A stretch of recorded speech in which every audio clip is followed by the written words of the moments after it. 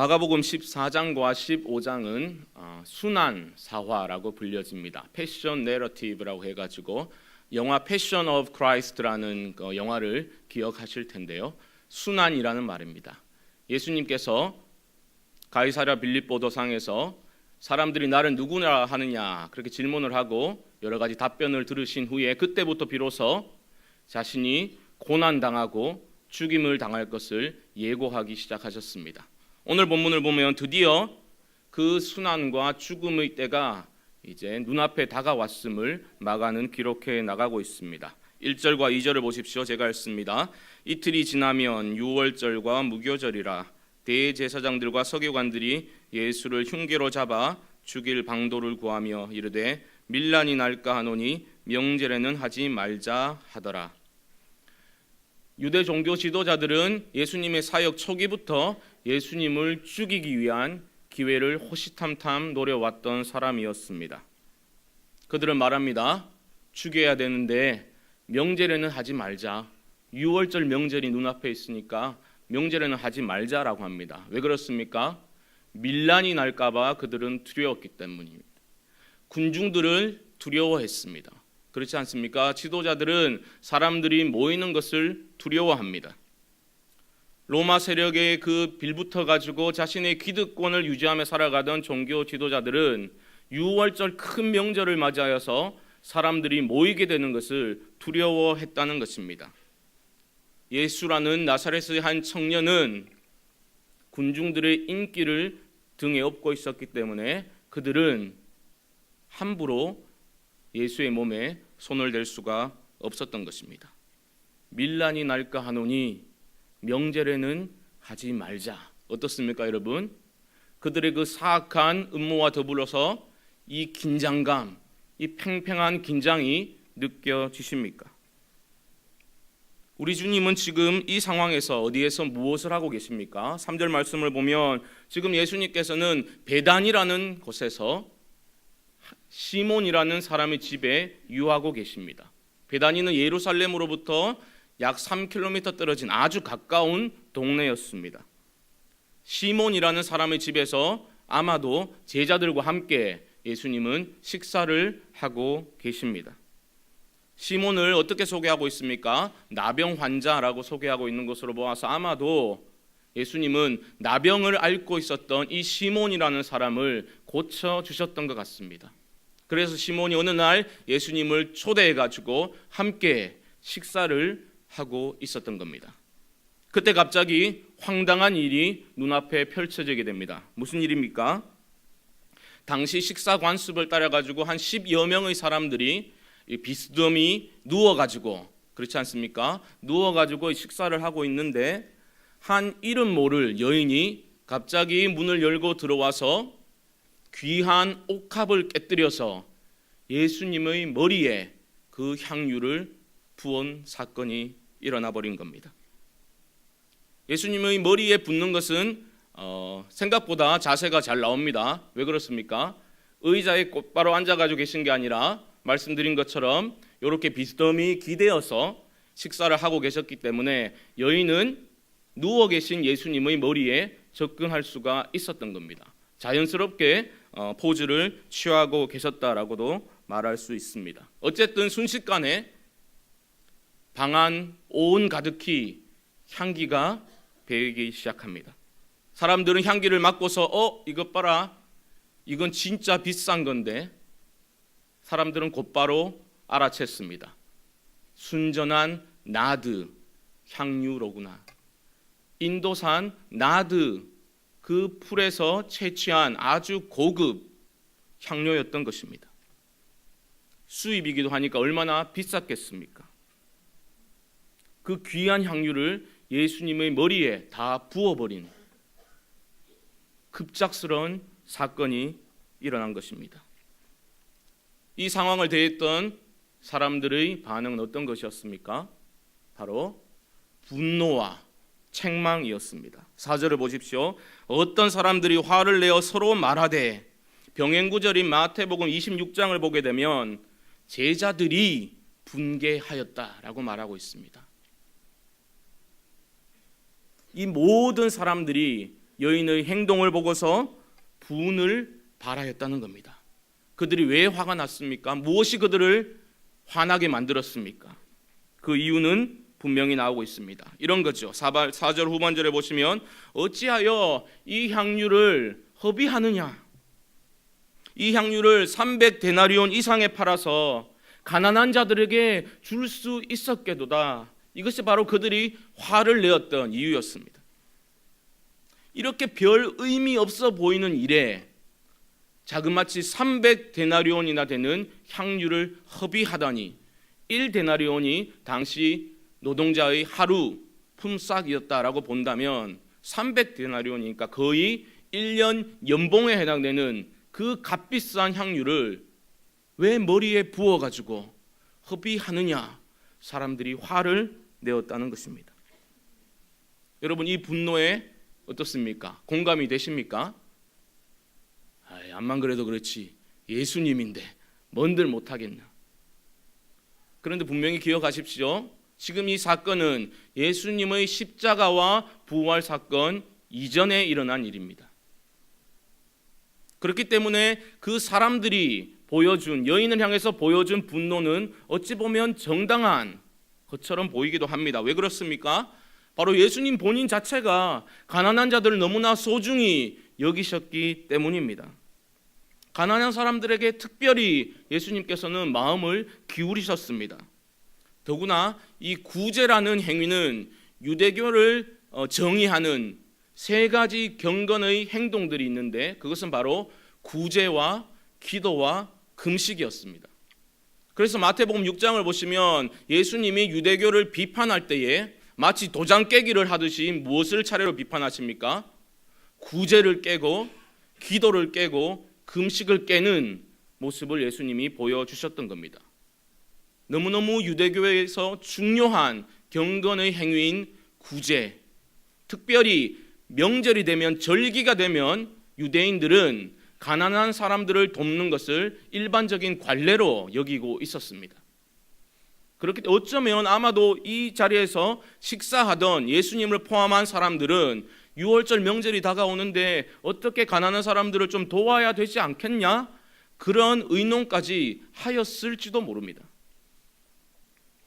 이러한 정당성을 가지고 그들은 어떻게 말합니까? 5절을 보시면 그들은 이 황당무계해 보이는 사건을 연출한, 상황을 연출한 여인을 책망하고 있습니다.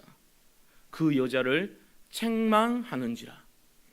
여기서 책망하다라는 단어는 말이 흥분해가지고 휘힝거릴 때 그 씩씩거리는 모습을 묘사할 때 쓰는 단어입니다. 무슨 말입니까? 그 여인을 향해서 씩씩거리면서 분을 품고서 책망의 말들을 막 쏟아내고 있는 모습을 보여주었던 겁니다. 여인은 어떻겠습니까? 텅 빈 그 깨어진 옥합을 손에 든 채 어찌할 바를 몰라서 그냥 바닥에 앉아 있었을 것입니다. 바로 그때 여인을 변호하는 음성이 들려옵니다. 6절입니다. 예수께서 이르시되 가만두라. 너희가 어찌하여 그를 괴롭게 하느냐? 그가 내게 좋은 일을 하였느니라. 우리 주님은 책망을 멈추도록 하고 난 다음에 그녀를 좀 내버려 두라라고 말씀하십니다. 왜냐고요? 그녀는 내게 좋은 일을 하였다. NIV 영어 성경은 이렇게 번역합니다. A beautiful thing. 너무 아름다운 일을 내게 이 여인이 행했다. 내버려 둬라. 주님은 말씀하십니다. 그 이유가 뭡니까? 가난한 자들은 항상 너희와 함께 있지만 나는 너희와 항상 함께 있지 않는다라는 것이 바로 주님이 그 여인을 좀 내버려 두랴라고 하신 이유였습니다. 여러분, 오해하시면 안 됩니다. 여기서 지금 예수님이 대조하고 계시는 것은 가난한 사람들하고 예수님 자신을 대조하고 있는 게 아닙니다.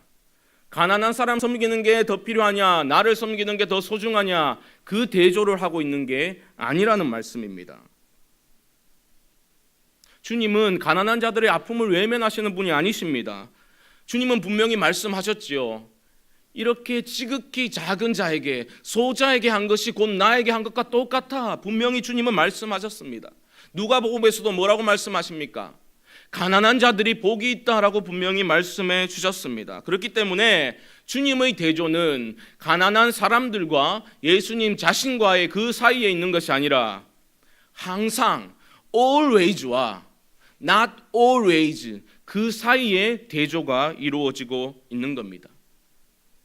때의 대조가 있는 겁니다. 좀 쉽게 말씀드려보면 이런 겁니다. 지금으로부터 한 23년 전인 1991년 9월 26일 저녁에 무슨 일이 있었는지 아십니까? 조용하실 줄 알았습니다.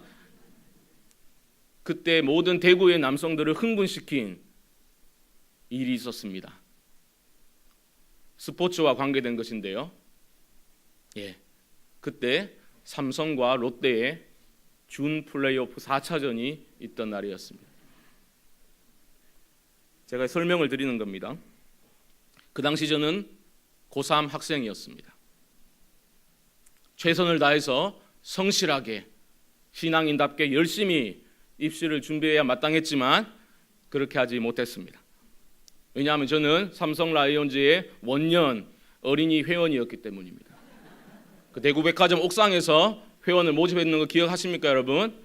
그 줄을 몇 시간 서가지고 저는 원년도 삼성 라이온즈 어린이 회원이었던 겁니다. 아이들에게, 친구들에게 말하기 시작했습니다. 야구 보러 가자. 야구를 봐야 된다. 친구들이 야 미쳤나? 오늘 당번이 누군지 아냐? 강씨다, 강씨. 눈 밑에 다크서클이 사시사철 계속 있었던 그 선생님을 향해서 우리는 강씨라고 불렀습니다. 공포의 대상이었습니다.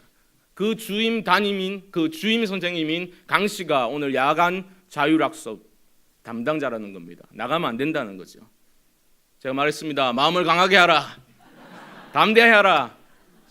그러면서 제가 했던 말이, 그때도 저 열심히 말씀을 읽었거든요.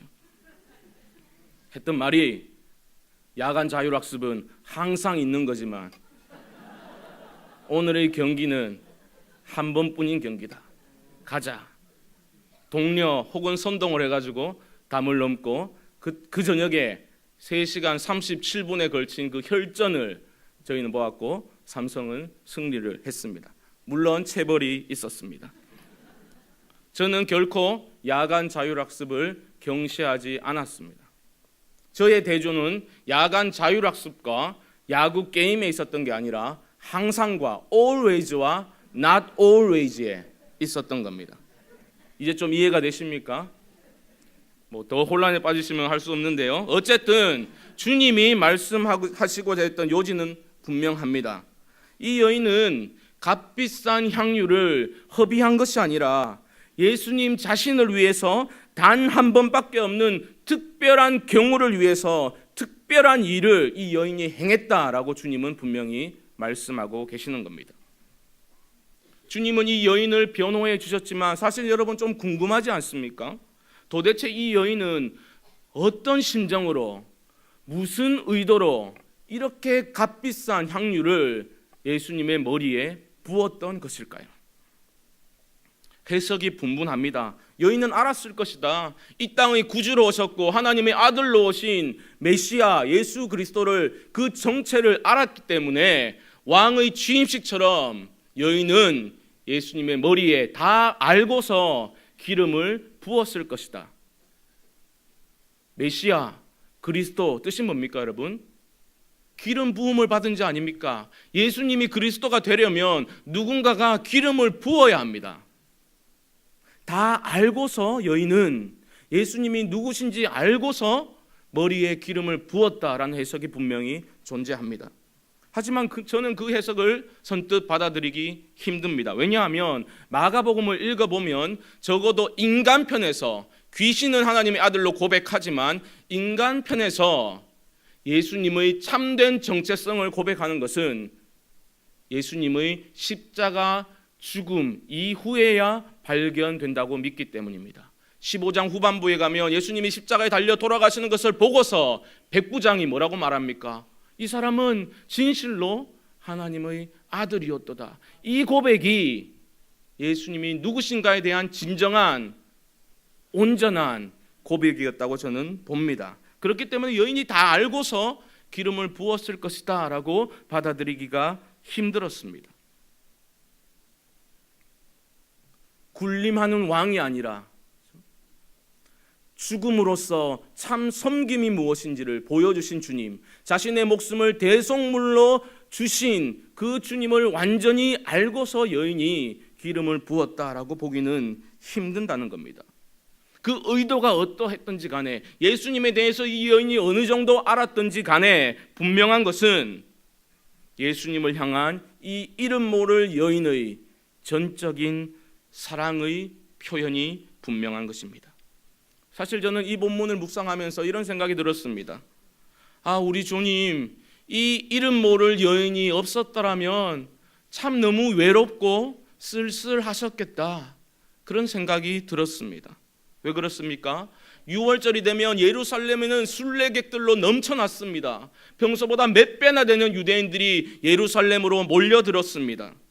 6월절에 그들은 무슨 얘기를 했겠습니까? 어떤 꿈을 나누었겠습니까? 바로 애굽의 압제에서 건져주신 그 첫 구원의 사건, 6월절에 있었던 자신들을 구원해 주신 하나님의 역사의 사건들을 얘기하면서, 기념하면서 그들은 기다렸던 겁니다. 로마의 압제에서 건져줄 메시아가 오신다면 처음 6월절에 구원의 사건이 일어났던 것처럼 아마도 6월절에 메시아가 오실 거야. 그때 이스라엘의 마지막 해방이 우리 가운데 일어나게 될 거야. 그들은 부푼 꿈을 안고서 그러한 얘기들을 나누었다는 겁니다. 그 군중들의 소리들이 넘쳐났을 것입니다. 어떻습니까?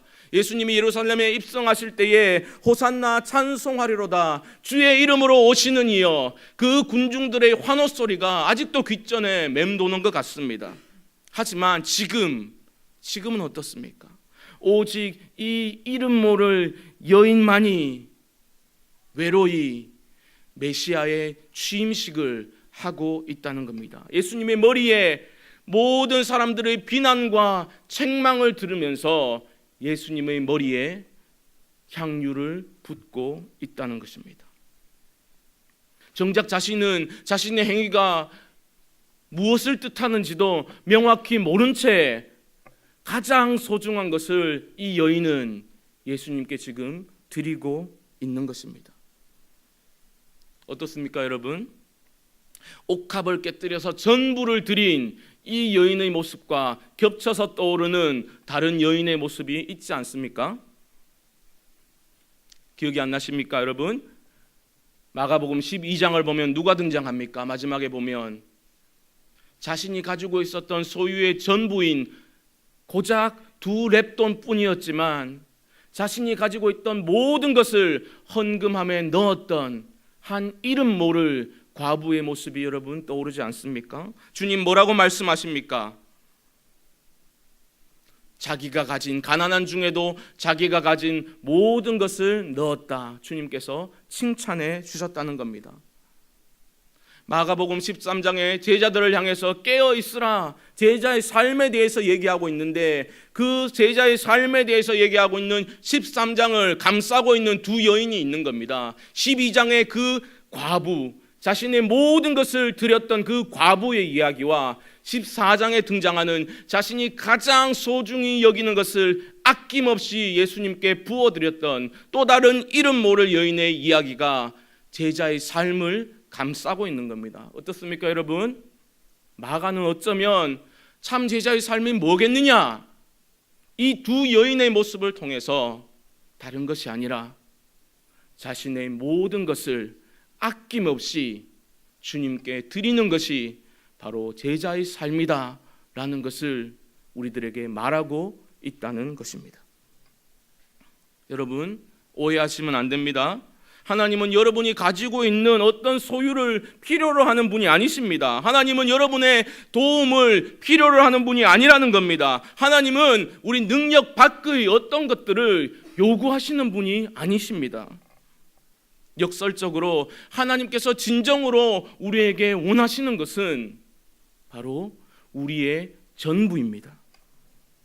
이 말은 하나님께서 정말 우리가 가진 어떤 부분적인 것들을 원하시는 것이 아니라 바로 우리 자신을 원하고 계시다는 겁니다. 하나님께서 원하시는 것은 바로 여러분 자신입니다. 옥합을 깨뜨린 여인을 향해서 분을 바라면서 책망하기에 급급했던 사람들, 300데나리온 이상이나 되는데 팔아가지고 가난한 사람들을 돕지, 이 무슨 낭비하는 행동이냐, 계산하기에 바빴던 그들의 모습들, 그들의 모습들과 또 겹쳐서 떠오르는 모습은 무엇입니까? 오병이어의 기적을 경험하는 그 현장에서 우리가 어디 가가지고 이 많은 사람들을 위해서 200데나리온 친다는 떡을 사가지고 와서 먹이겠습니까? 라고 계산에 빨랐던 그 사람들의, 그 제자들의 모습이 떠오르지 않습니까? 주님 뭐라고 말씀하십니까? 너희가 먹을 것을 주라. 너희가 먹을 것을 주라. 주님 말씀하십니다. 너희가 주라는 겁니다.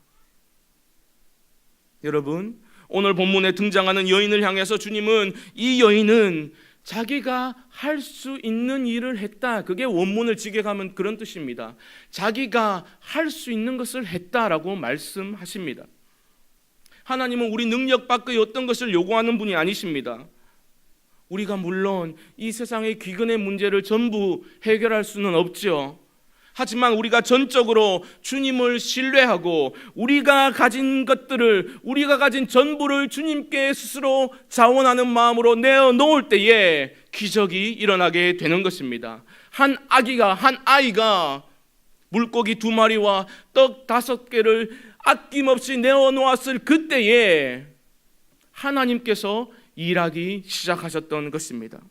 언제 하나님께서 여러분들에게 이 땅의 청소년들을 다 책임지라고 말씀하셨습니까? 언제 하나님께서 여러분들을 향해서 우리 내일교회 성도들을 다 책임지라고 말씀하셨습니까?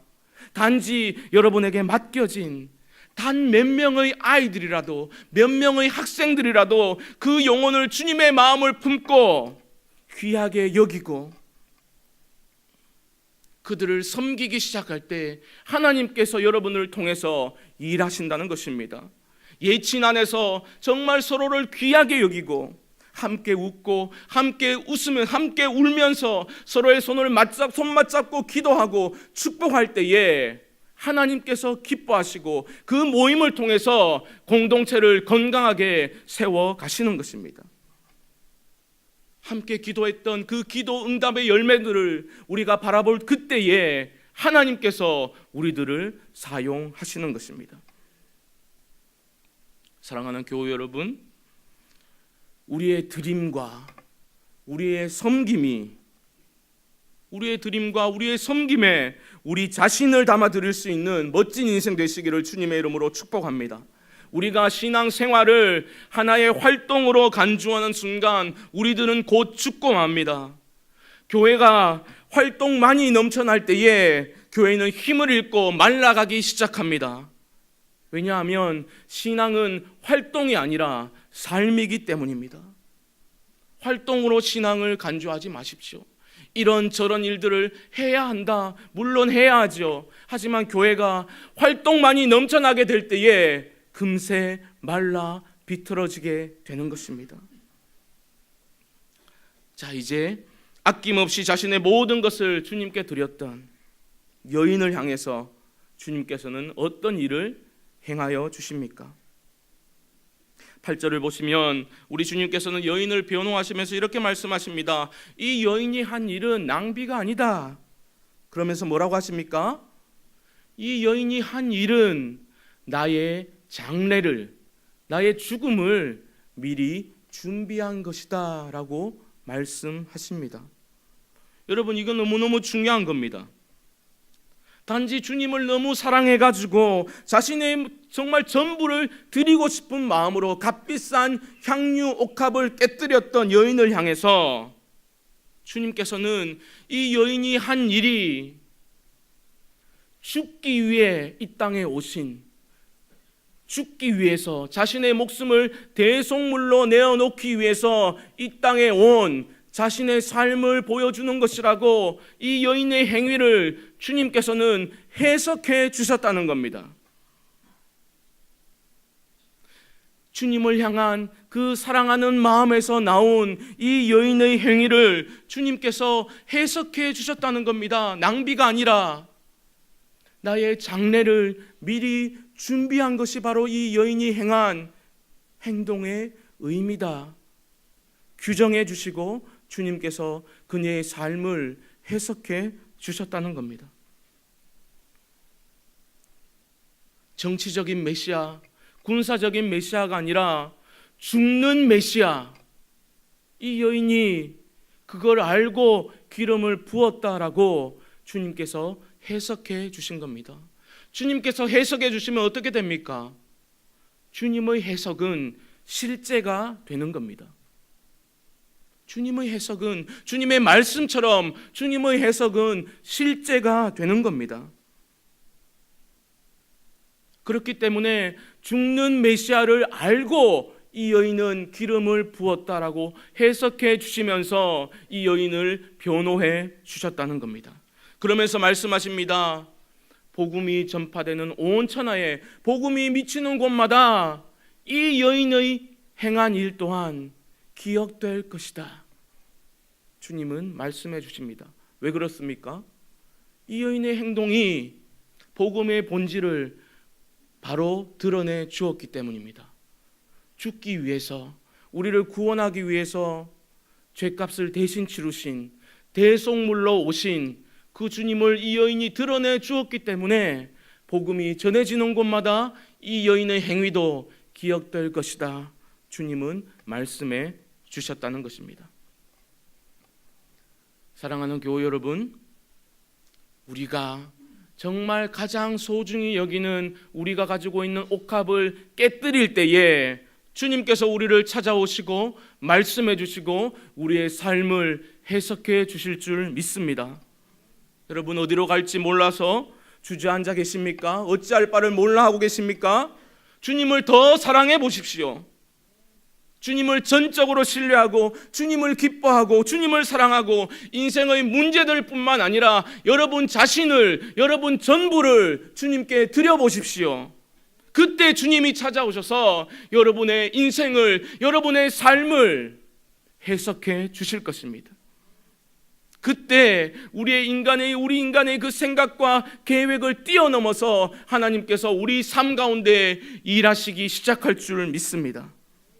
교회도 마찬가지입니다.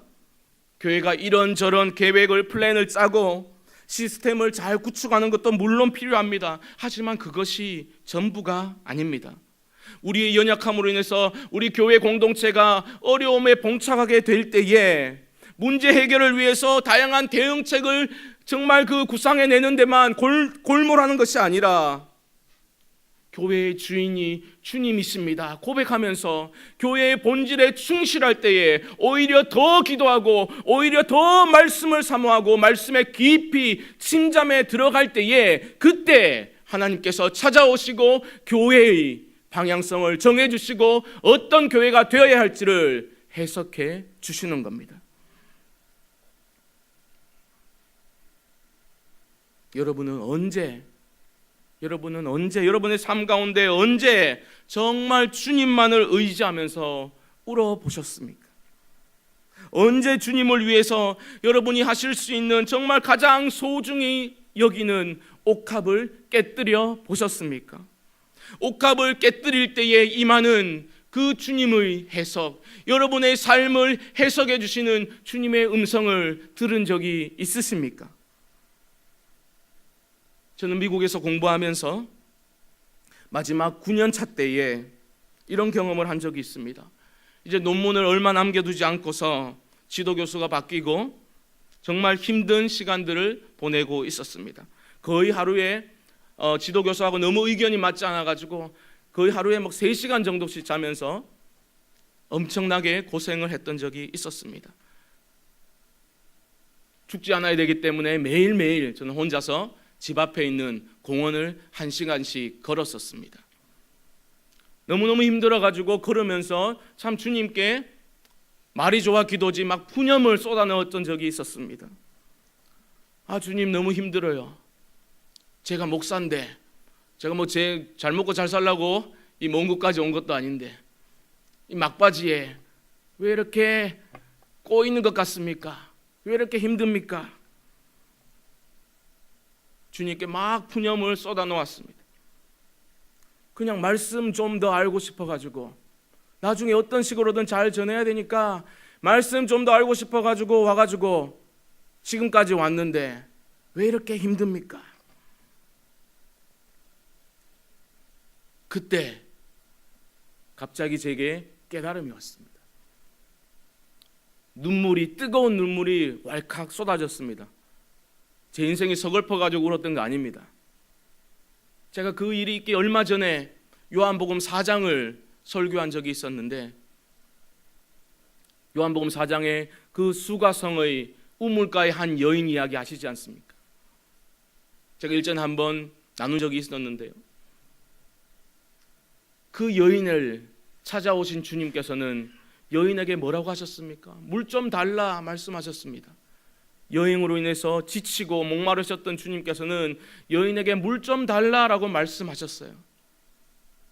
그런데 요한복음 4장을 읽어보면 예수님이 물을 마셨다는 기록이 없습니다. 단지 여인에게 말을 건네기 위해서 그 여인이 가장 잘 알아들을 수 있는 말을 한 것이 바로 물 좀 달라라는 그 한마디였다는 겁니다. 제가 산책하다가 그 말씀이 제 마음 가운데 깊이 박히게 되었습니다. 왜냐하면 저는 정말 뭐 거창한 꿈 같은 거 없었지만 적어도 이런 마음은 있었거든요. 주님, 그래도 뭐 거창하게 뭐 제 인생을 주님께 송두리째 뭐 희생하고 그런 말은 할 수 없었지만 그래도 적어도 저는 주님을 위해서 그래도 순전한 마음을 가지고 주님을 위해서 무엇인가 하고 있잖아요. 그런 생각을 하고 있었던 겁니다. 제가 권리 주장을 하려고 했던 게 아닙니다. 적어도 저는 제 유익이 아니라 주님을 위해서 뭔가 하고 있잖아요. 그런 마음을 가지고 살아가고 있었습니다. 그런데 갑자기 주님께서 네가 설교했던 거 기억 안 나냐 말씀하시면서 제 마음에 이런 말씀을 주셨습니다. 주님께서도 목마르셨지만 주님은 자신의 목마름을 해결하는 데 관심이 없으셨고 그 인생의 목마름을 가지고 있던 그 여인의 목마름을 해소해 주는 데만 주님의 관심이 있었다는 겁니다. 저에게도 말씀하시기를 나를 위해서 네가 뭔가 하고 있다고 생각했냐? 너의 부르심, 그 부르심이 네가 나를 위해서 뭔가 하고 있다고 생각했냐? 잘 생각해 보라는 겁니다. 그때 저는 깨달았습니다. 아, 내가 목회자로 부르심을 받고 지금 이 자리에 있는 것이 나는 주님을 위해서 뭔가 하고 있다고 생각했는데 그게 아니라 주님께서 나라는 인간의 그 끊을 수 없는 인생의 목마름을 해결해 주기 위해서 주님께서 내게 이렇게 말을 건네신 거구나. 그 깨달음이 있었던 겁니다. 주님의 말씀이 제 삶을 해석해 주신 것입니다. 저는 그 순간을 잊을 수 없습니다. 저는 그 순간 더 이상 두려울 것이 없었습니다. 두꺼운 껍질을 깨고서 새로운 세상을 만나는 기분이 들었습니다. 이대로 죽어도 좋다고 생각했고 예수처럼 살다가 예수처럼 죽으면 그뿐이다라고 이를 악물어뜨렸습니다. 세월이 흘러가면서 그때의 그 단순함, 그 날것으로서의 신앙의 모습이 퇴색되어질 때마다 저는 고백합니다. 그때를 떠올립니다. 너 따위가 무슨, 끊임없이 자기 자신에 대해서 실망하고 정죄하는 목소리가 들려오고 연약하고 무능한 내 자신의 모습에 보고 끊임없이 실망하고 절망하는 마음이 밀려들 때에 제 삶을 해석해 주셨던 그 주님의 음성을 기억하고 다시 일어납니다. 우리 이사무엘 목사님이요, 별명을 잘 짓는데요. 제 별명도 있습니다. 저를 스님 목사님이라고 부릅니다. 제가 신대원에 조금 더 빨리 일찍 들어간 이유로 인해 가지고 주보에 보면 부목사님들 중에 좀 앞자리에 제 이름이 있습니다. 그 선임인데 스님 목사님 이렇게 부른 적이 있어요. 왜 그런가 생각해 보니까 통성기도 할 때 제가 좀 아버지 하면서 좀 이렇게 좀 알아듣기 힘든, 어떻게 잘 들어보면 잘못 들으면 약간 연부를 하는 듯이 그렇게 들려지기도 하나 봐요. 그래서 스님 목사님 그런 얘기를 합니다. 새벽마다 제가 아버지를 부르면서 크게 기도하는데 왜 그런지 아십니까, 여러분? 뭘 기도하는지 아십니까? 왜 그렇게 악을 쓰면서 소리내어서 기도하는지 아십니까?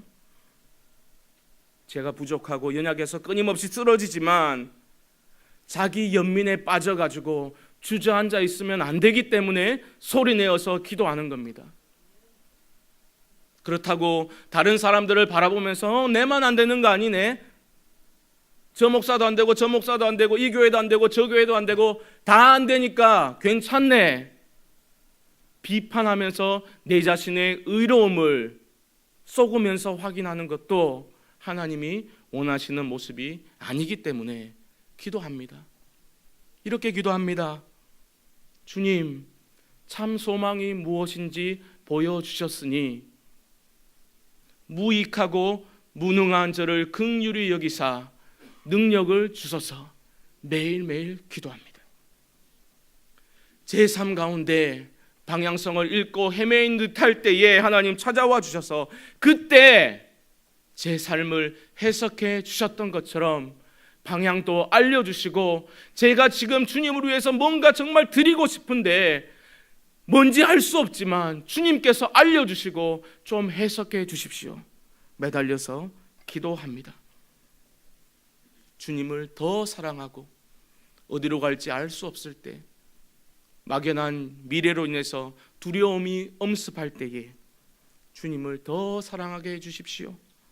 날마다 순간마다 저의 모든 것을 주님께 드릴 수 있는 그 단순하고도 날 것으로의 신앙, 활동으로서가 아니라 제 자신을 기꺼이 드리는 삶으로서의 신앙, 내가 믿는다고 고백하는 바를 삶으로 번역해낼 수 있는 살아있는 신앙, 살아낼 수 있게 도와주십시오.